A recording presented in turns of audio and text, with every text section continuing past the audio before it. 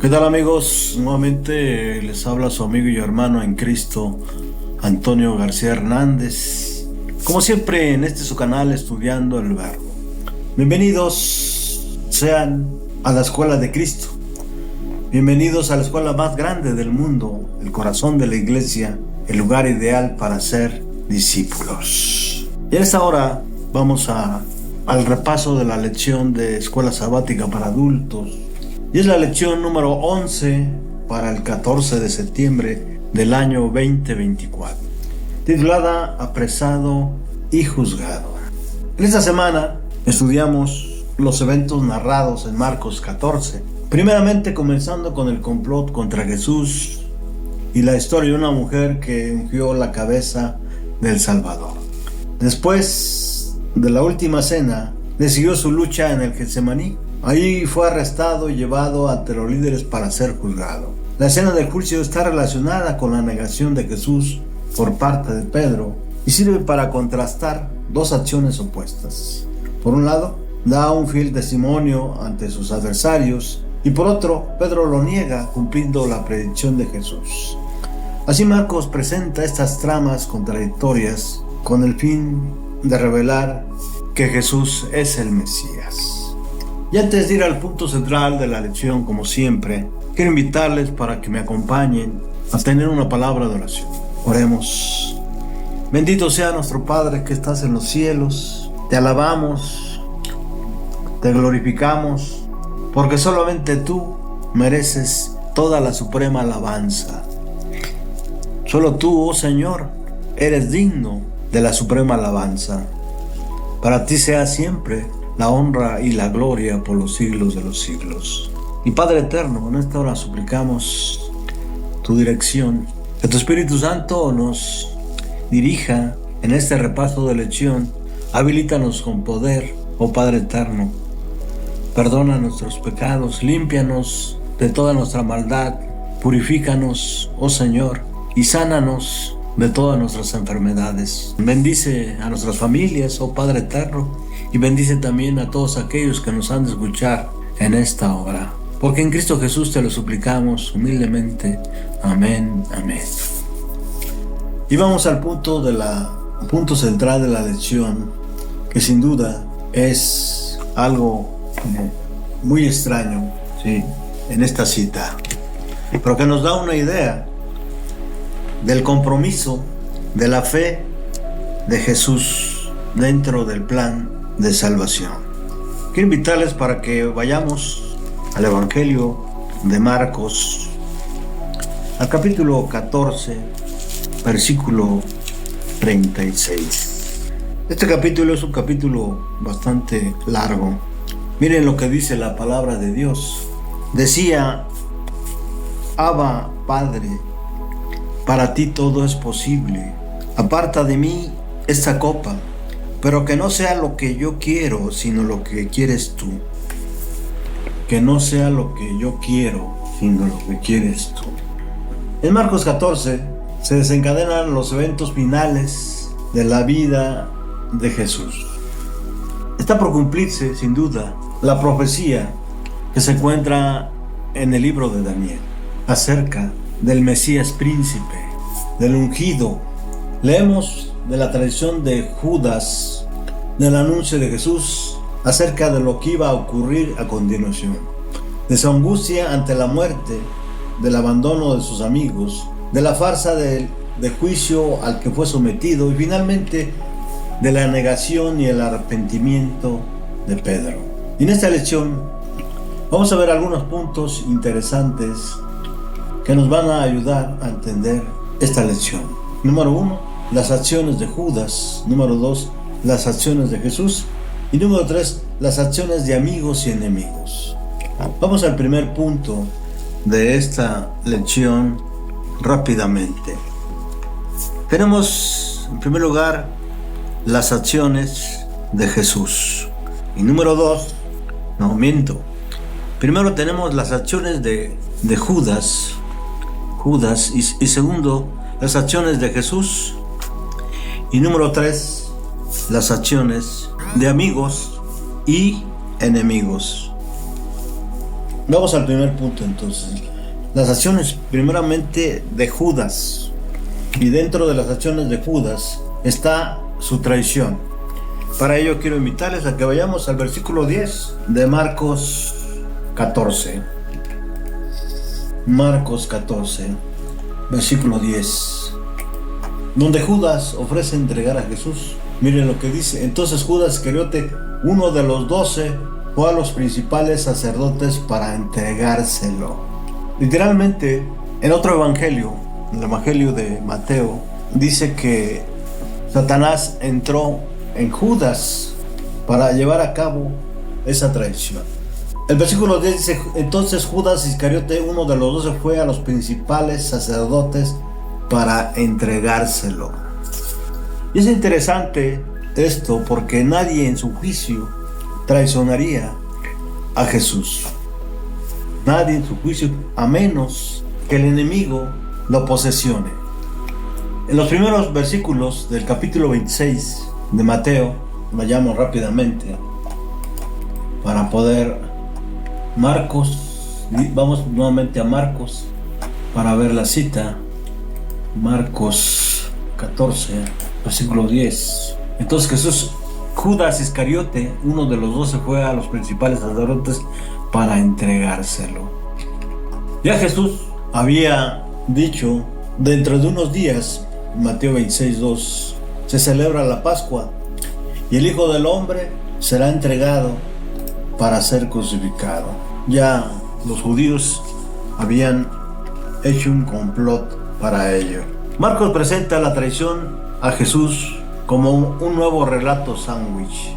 En Marcos 14, del 1 al 2, buscan cómo prender a Jesús.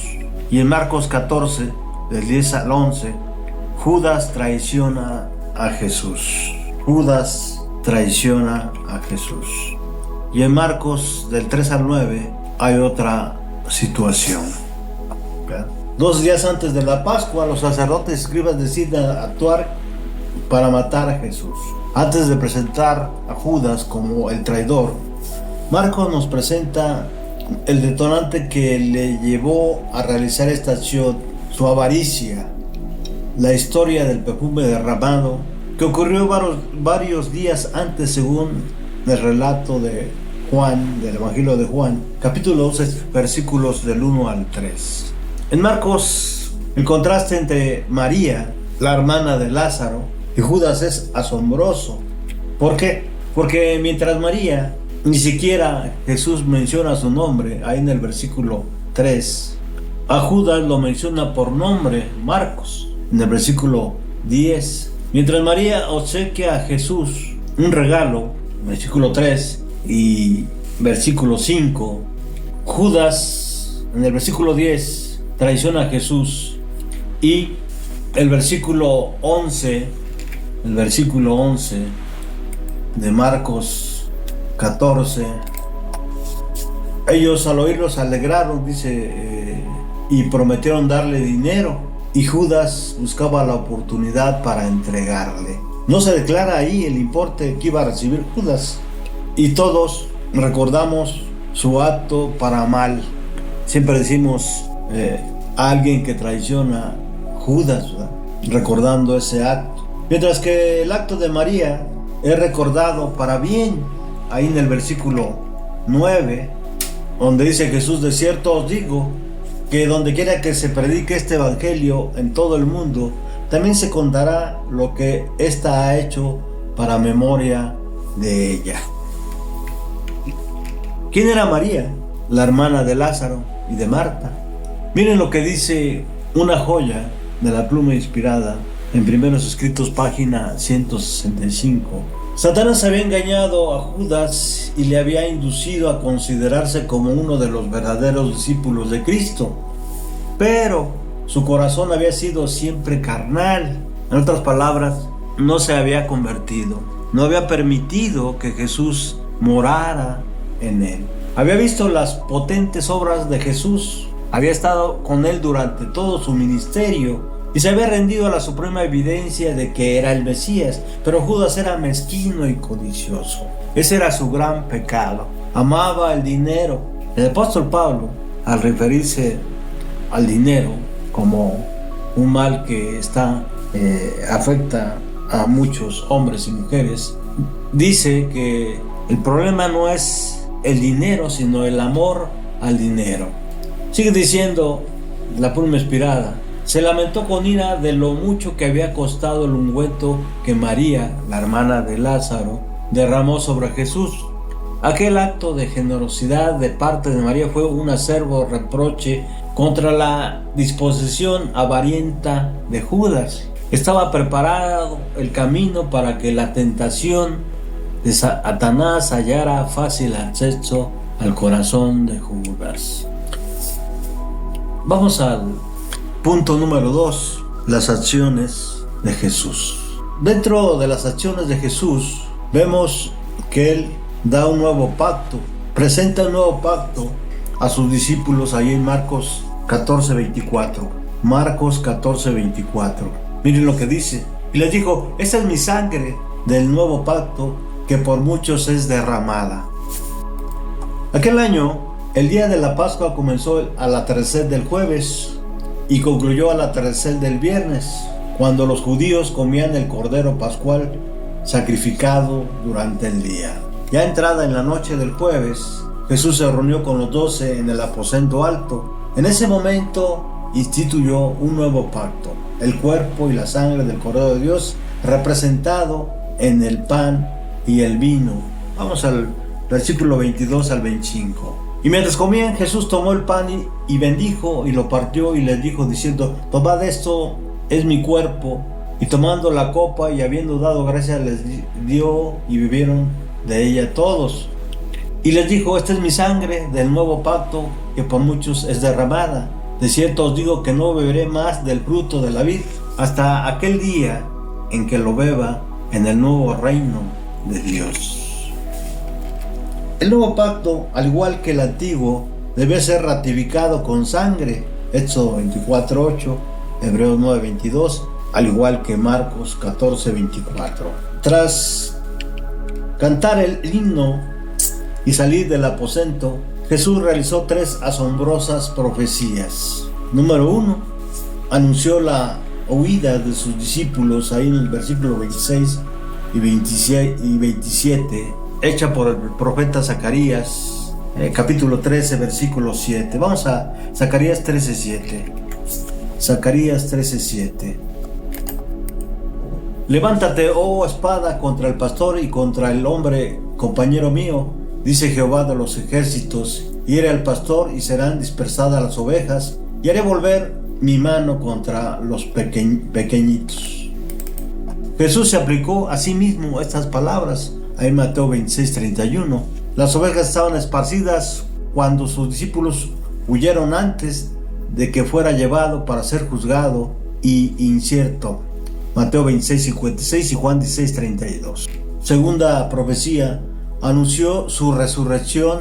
Marcos 14:28. Ya él había anunciado que iba a ser resucitado. Marcos 14:28. Pero después de que haya resucitado, iré delante de vosotros a Galilea. Es interesante esta cita porque cuando Jesús resucitó, y algunos de ellos más bien fueron a la tumba, estaban incrédulos acerca de eso, no se acordaban de que ya él había anunciado la resurrección. Anunció la triple negación de Pedro, ahí en Marcos 14, 29, 31. Entonces Pedro le dijo: que todos se escandalicen, yo no. Versículo 30, y les dijo Jesús: de cierto te digo que tú hoy, en esta noche, antes que el gallo haya cantado 2 veces, me negarás 3 veces. Y todo esto se cumplió cabalmente. Otra acción de Jesús fue la copa del sufrimiento. Y este es el punto central de la lección, que se encuentra en Marcos 36 y que ya leímos, donde dice: Abba Padre, todas las cosas son posibles para ti, aparta de mí esta copa, mas no lo que yo quiero, sino lo que tú. Otras versiones dice: mas no se haga mi voluntad sino la tuya. Llegando al Getsemaní, Jesús dejó a 8 apóstoles en la entrada mientras se adentraba en el huerto junto a otros 3 apóstoles, Marcos 14, 32 al 33.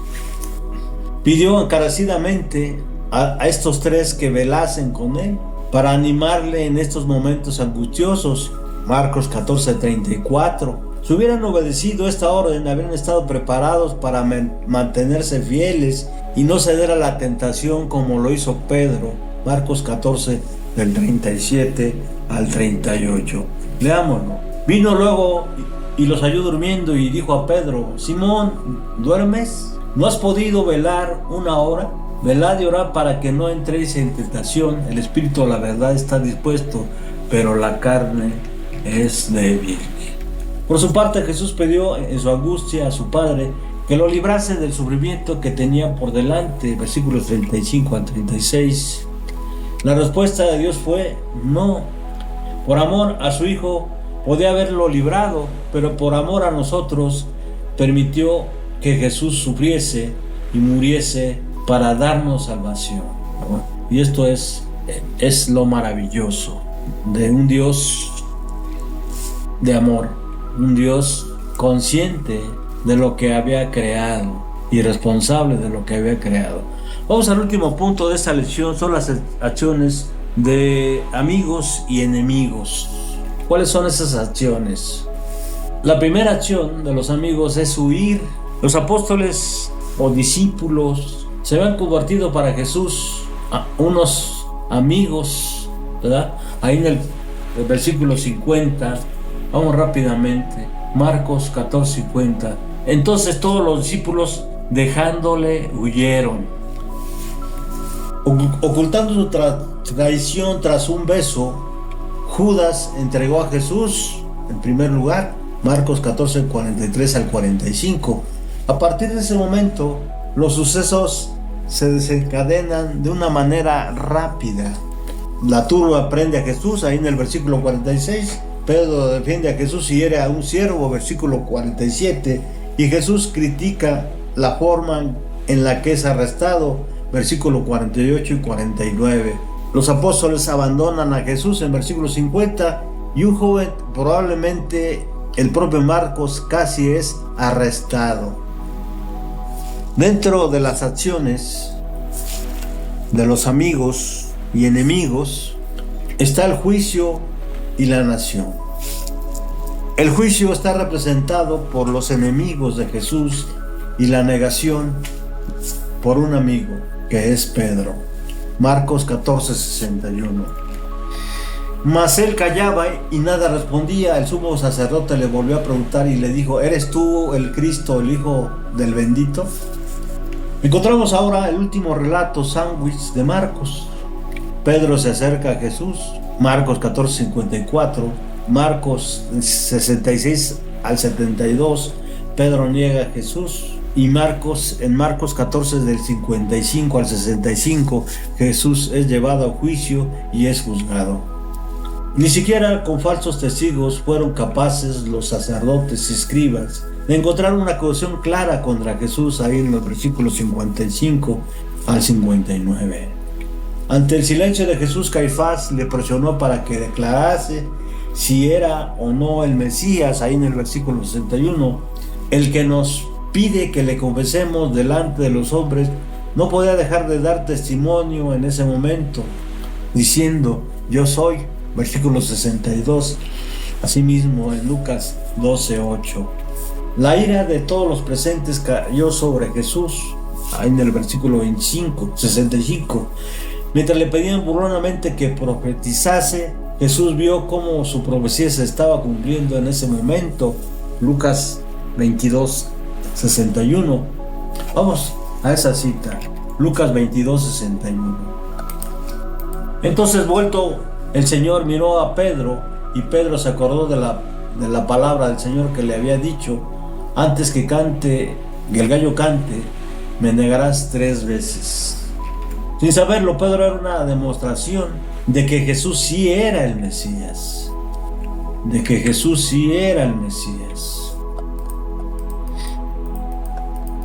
Por su parte, Pedro vivía su propio juicio, pero al contrario que su maestro, él negó su filiación con Él. Marcos 66 al 72 del capítulo 14. Llegamos al final de este repaso de lección. Como siempre, una joya de la pluma inspirada que se encuentra en Ministerio de Curación, página 72, que dice lo siguiente: Jesús no consideró el cielo como lugar deseable mientras estuviéramos nosotros perdidos. Dejó los atros celestiales para llevar una vida de vituperios e insultos y para sufrir una muerte ignominiosa. El que era rico en tesoros celestiales inapreciables se hizo pobre para que por su pobreza fuéramos nosotros ricos. Debemos seguir sus huellas. El que se convierte en hijo de Dios ha de considerarse como eslabón de la cadena tendida para salvar al mundo. Debe considerarse uno con Cristo en su plan de misericordia y salir con Él a buscar y salvar a los perdidos. Debe considerarse uno con Cristo en su plan de misericordia y salir con Él a buscar y salvar a los perdidos. Con esta cita, estimados amigos y hermanos, llegamos al fin de este repaso de la lección número 11, apresado y juzgado.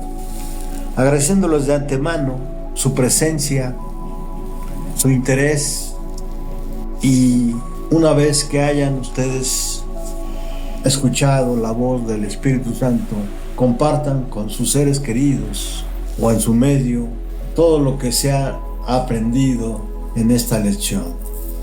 Gracias por todo. Como siempre, les envío un abrazo fraternal y también les espero en la siguiente lección. Hasta pronto.